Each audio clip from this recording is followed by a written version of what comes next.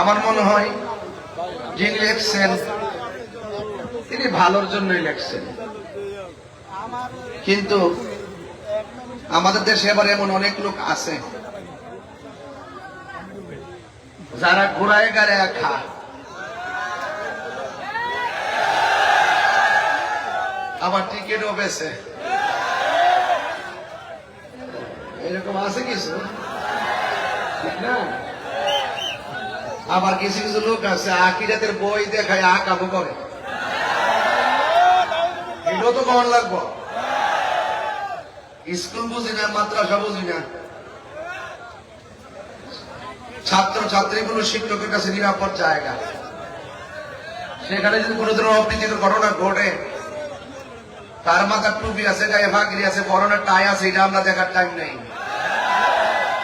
Hero তো কেমন লাগবো।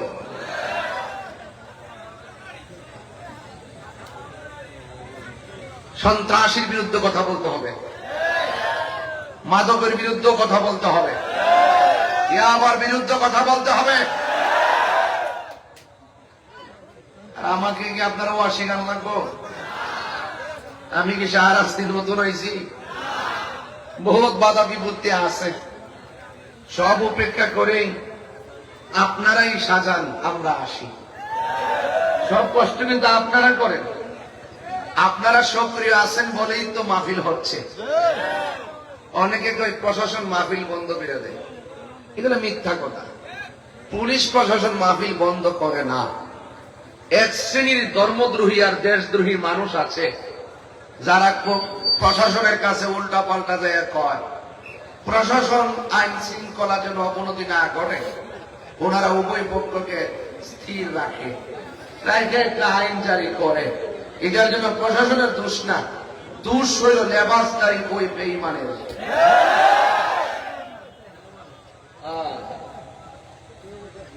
এই জন্য আপনাদের সকলকে সতর্ক থাকতে হবে। জায়গাটা ছোট হয়ে গেছে, আর একটু বড় দরকার ছিল। আর বুঝছি তো বৃষ্টি, সুন্নিরা কি কোনো বৃষ্টি মানে নাকি?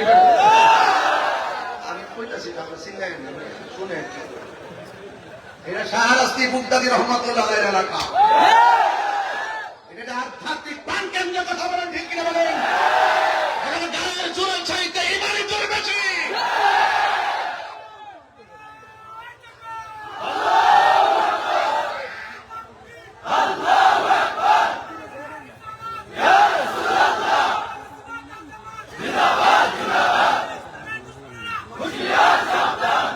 আল্লাহু আকবার, জোরে বলেন। মানুষ অন্যায় করে কেন জানেন? মানুষ অন্যায় করে কবরের আযাবের কথা ভুলে যায়, সেজন্য আখিরাতের জবাবদিহিতার কথা ভুলে যায়। যদি আখিরাতের জবাবদিহিতার কথা না ভুলতো, এই দুনিয়ায় থেকে কখনো মানুষ অন্যায় করতে পারত না। এই জন্য আপনাদের খেদমতে আমার আরজ থাকবে, আমি ঘন্টাখানেক ওয়াজ করব, আমি এরপরে আপনাদের থেকে বিদায় নিয়ে ঢাকা যাব। তবে এতটুকু বলতে চাই, আমি কষ্ট দিব। আমি ক্যান্টনমেন্টে ঢোকার পরে প্রায় 1 ঘন্টা চেপে পড়ছিলাম, যেই জন্য আমার আসতে 1 ঘন্টা বিলম্ব হয়েছে। আমি কমিটমেন্টে খুব কঠিন, খুব অ্যালার্ট।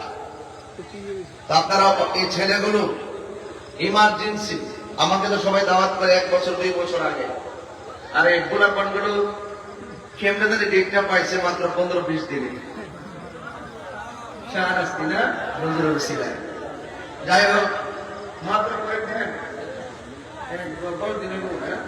10 একটা সুযোগ ছিল, এরা পেয়ে গেছে, যাক আলহামদুলিল্লাহ, এটা আমার নসিবে আছে।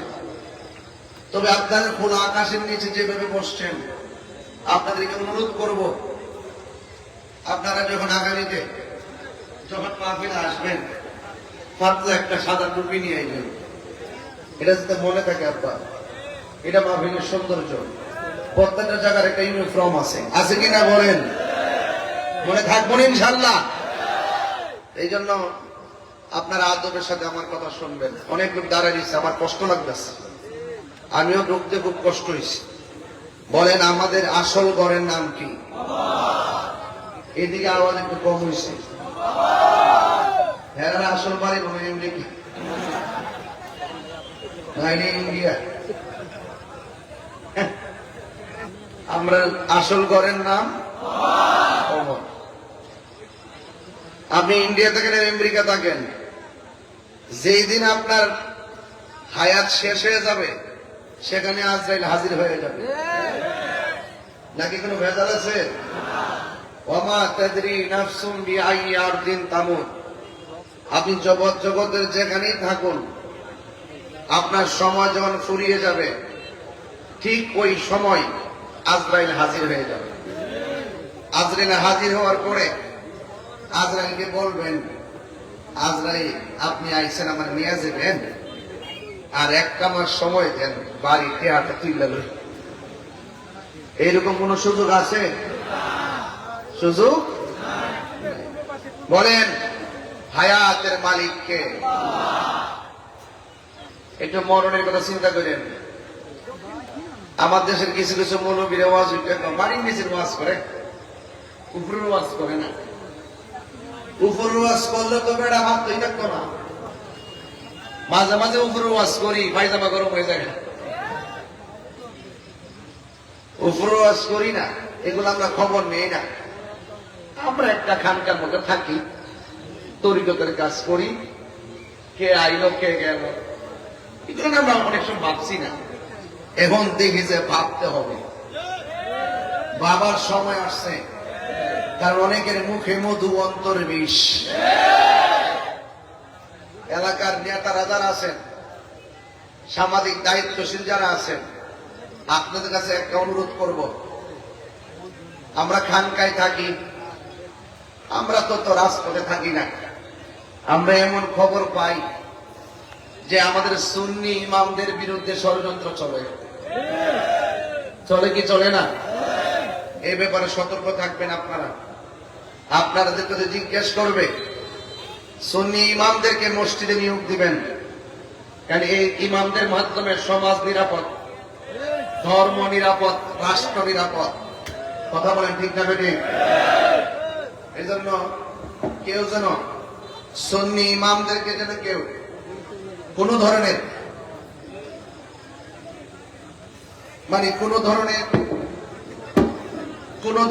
কোন হ্যারেন্স করতে না পারে। কথা কি বোঝাতে পারছি আমি? আমরা শান্তিতে আছি, শান্তিতে থাকতে চাই। বলেন একজন এসপি সাহেবের শরীরে যেই কাপড়টা লাগবো একটা রিক্সাওয়ালার গায়ের মধ্যে সেম কাপড় নাকি পার্থক্য আছে? বলেন কাপড়ের রংটা কি? আরে বড় করে কোন কাপড়ের রং কি? এই ওয়াজগুলো আমি সবসময় করি, এরপরও তো বুঝাইতে পারি না। একজন লাখ কোটিপতি যে ঘরের মধ্যে শুইব, একদিন একটা রিক্সাওয়ালাও সেই ঘরে শুইব। এই ঘরটা কি টাইলসের নাকি মাটির? তো এই ঘরে যাওয়ার আগে আল্লাহকে চিনার দরকার আছে না নাই? নবীকে চিনার দরকার আছে না নাই? আউলিয়া কেরামের সোহবতে যাওয়ার দরকার আছে না নাই? মা বাবার খেদমত দরকার আছে না নাই? মরার পরে কিছুই নাই, মরার পরে কিছুই নাই, আছে শুধুমাত্র হিসাব। দুনিয়ায় যা করছেন তার হিসাব আপনাকে দেওয়া লাগবে। গাঞ্জা খাই একবার মাথা লয়ে বইরে রইছেন, হিসাব কিন্তু দেওয়া লাগবে, ঠিক আছে নি? ইয়াবা খায়া, ফেন্সিডি খায়া, কা লয়া বইরে রইছেন, আর সমাজের মধ্যে একটা ব্যস্তাট লাগাই বেড়াগিরি দেখান, কবর গেলে কিন্তু বেড়াগিরি বন্ধ হয়ে যাবে। কথা কোন ঠিক না বেঠে? এজন্য আপনাদেরকে সতর্ক থাকতে হবে।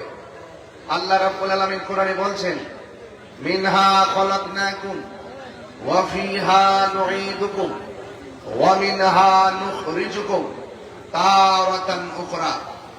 এই মাটিতেই আমাদেরকে সৃজন, মাটি থেকে সৃজন করা হয়েছে, এখানেই আমাদেরকে দাফন করা হবে।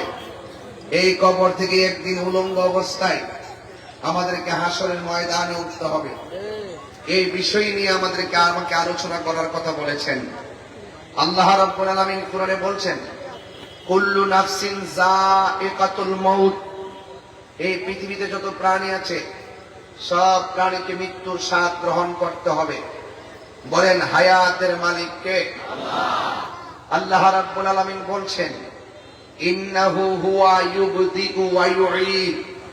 আল্লাহ হলেন তিনি যিনি তোমার শুরুর মালিক যিনি তোমার শেষের মালিক। আমার শুরু হয়েছে জন্ম দিয়ে, শেষ হয়ে যাবে মৃত্যু দিয়ে, কিন্তু মৃত্যুর পরে আপনি মনে করবেন না সব শেষ। মৃত্যুর পর আর কোন মৃত্যু, যে জীবনটা দেওয়া হবে এই জীবনের পর আর কোন জীবন নাই, আর কোন মরণ নাই। এটাকে বলা হয় আখিরাত। মৃত্যুর পরের জীবনকে আখিরাত বলে। পুঙ্খানুপুঙ্খানু জাররা জাররা পরিমাণ হিসাব নেওয়া হবে। সেখানে কোনো লবিং চলবে না, কোন ধরনের তদবির চলবে না। সেখানে আপনার কথা বলবে ঈমান আর আমল। এই জন্য আল্লাহ কোরআনে বলছেন, আসরের কসম কেটে বলছেন, ওয়াল আসরি, আসরের কসম করে বলছেন, ইন্নাল ইনসানা লাফি খুসর, এই পৃথিবীতে যত মানুষ আছে সবাই ক্ষতিগ্রস্ত, ইল্লাল্লাযিনা আমানু, ঈমানদার ছাড়া, ওয়া আমিলুস সালিহাত, নেক আমলদার ছাড়া, ওয়া তাওয়াসাউ বিল হাক্কি, সৎ উপদেশ ব্যক্তি ছাড়া, ওয়া তাওয়াসাউ বিস সবর, ধৈর্যশীল যারা আছেন তারা ছাড়া যত মানুষ আছে সব ক্ষতিগ্রস্ত। এই জন্য ঈমান এবং আমল বড় গুরুত্বপূর্ণ।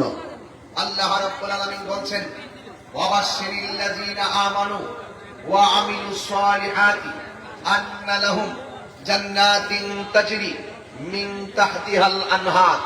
আল্লাহ রাব্বুল আলামিন বলেন, জান্নাতের শুভ সংবাদ তাদের জন্য যারা ঈমানদার।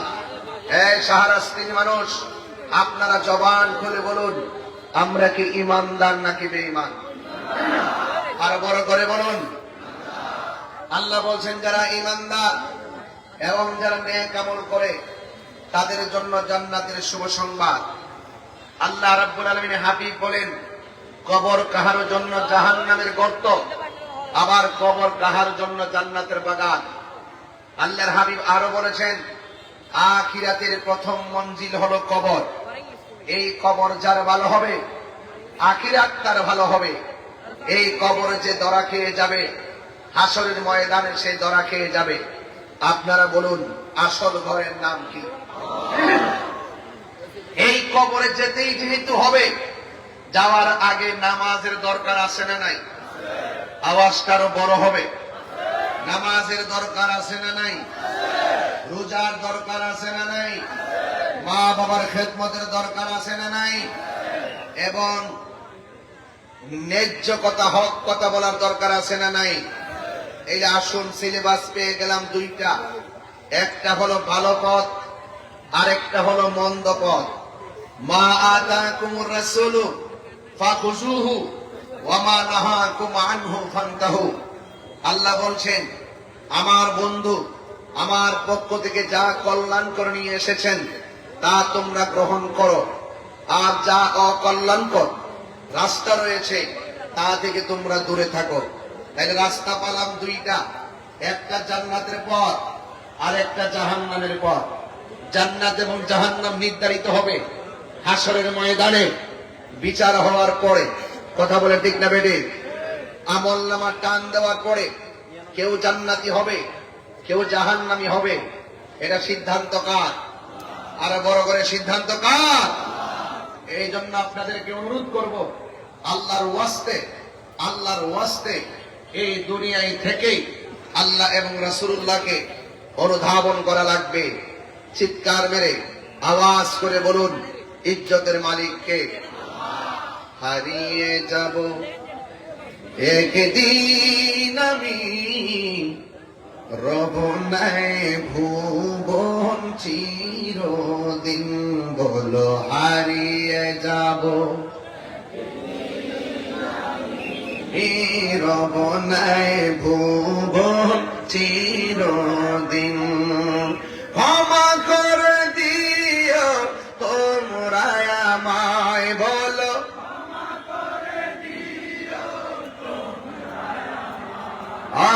ভুল করে তাকে যদি কোনো দিন, হারিয়ে যাব এ রহনায় ভুবন চির চিরদিন বাসে বাগানে বা গরুস্থানে হয়তো দিবে মোরে খবর তোমরা আবাই যাবে ভুলে রাখবে না জানি কোন খবর বাসে বাগানে বা গরুস্থানে হয়তো দিবে